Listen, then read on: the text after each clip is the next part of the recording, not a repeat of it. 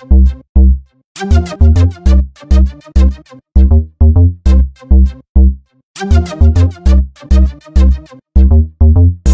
écoutez, je crois que les choses sont très simples. Les éleveurs ont voulu démontrer au public que le loup faisait des dégâts, ce que l'on sait.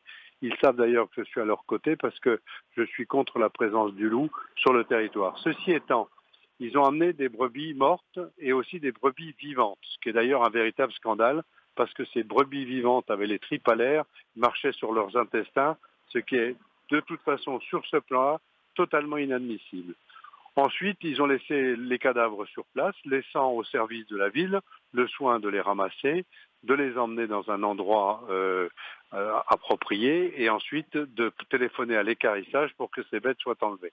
Donc, moi je pense que, et je respecte la position des éleveurs, je dis simplement que quand on commet des actes, on en assume les conséquences. La conséquence, c'est qu'ils ont laissé du travail à faire au service de la ville qui ne sont pour rien dans cette affaire et que donc à partir du moment où il y a eu travail, il y a des frais et ces frais, il faut qu'ils les payent, point.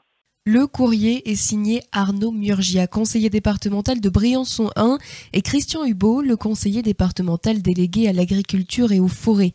Les deux hommes font part de leur désaccord envers la position prise par la mairie de Briançon, qui a envoyé aux éleveurs qui ont manifesté leur colère dans la ville une facture d'un montant de 1 236,96 €. En cause, le paiement de la main-d'œuvre nécessaire à l'enlèvement de 5 brebis mortes sur la voie publique. C'était le 6 octobre 2015. Une décision du maire de Briançon incompréhensible pour Arnaud Murgia. On peut bloquer une autoroute en région parisienne pendant une journée entière sans que personne fasse rien. Par contre, quand 20 agriculteurs manifestent devant la préfecture à Gap, en 2 heures, il y a les CRS. Quand il y a 4 agriculteurs qui déposent 4 brebis qui ont été assassinés par le loup, là, on va leur demander 1 200 €. Mais je trouve que si ce pays c'est devenu ça, c'est qu'il va bien mal. Et je pense que si le maire de Briançon voulait faire un geste de tempérance, lui qui dit en plus soutenir les agriculteurs contre le loup, il ferait bien d'annuler cette facture. Du côté des agriculteurs qui avaient déposé les brebis le jour même sur la voie publique, ils sont unanimes, ils ne paieront pas la facture. C'est à l'État de la payer puisque les brebis avaient été constatées par les services de l'État.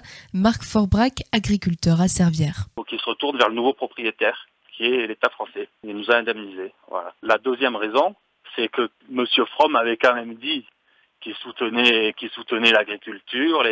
C'est sûr qu'on est déçus parce que on pensait justement quand il avait passé une interview à DC TV où il expliquait que ça le choquait d'avoir eu une bête agonisante en ville. Mais voilà, et après par contre il était tout cœur avec les paysans, quoi. Et ben voilà, pour quelqu'un qui nous comprenait, ça fait bizarre. Mais rappelons-nous, à l'époque, Gérard Fromm, le maire de Briançon, avait qualifié la situation d'inacceptable. Il y a cette histoire de cet animal qui était encore vivant, qui était quand même dans une souffrance anormale, déjà blessé par le loup, ensuite traîné alors que moitié vivant, moitié mort, je ne sais rien, mais dans une situation difficile, c'est assez inadmissible.